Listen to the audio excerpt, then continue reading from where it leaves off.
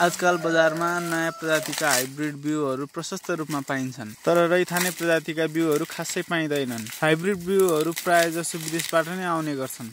मकैमा किरा लाग्ने समस्या पनि अहिले बढ्दै गइरहेको छ, जसको मुख्य कारण हो यही हाइब्रिड बिउ।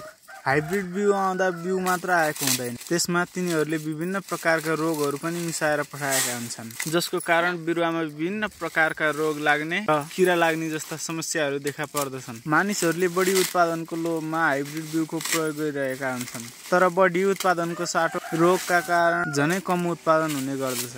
तर हामीले रैथाने बिउको प्रयोग गर्दा यस्ता समस्याहरूबाट कम प्रभावित हुन सकिन्छ। उत्पादन हाइब्रिडको तुलनामा कम होला, तर रोग र किराबाट भने बच्न सकिन्छ। यो हाइब्रिड मकै हो, यो हेर्नुस्।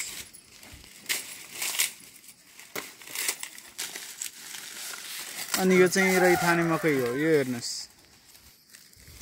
किरा भनेपछि कतै लागेको छैन। यो केही समय कम फल्ला, तर बिस्तारै छाड्दै लगेपछि यो हाइब्रिड भन्दा पनि धेरै फल्नेछ। हाम्रो समाजमा अरूमा भर पर्नुपर्ने अभ्यासका कारणले यस्ता रैथाने प्रजातिका बिउहरूको लोप हुँदै गइरहेका छन्। हामीले यस्ता रैथाने प्रजातिका बिउहरूको संरक्षण गर्नुपर्दछ। आशा गर्दछु तपाईलाई यो भिडियो राम्रो लाग्यो होला।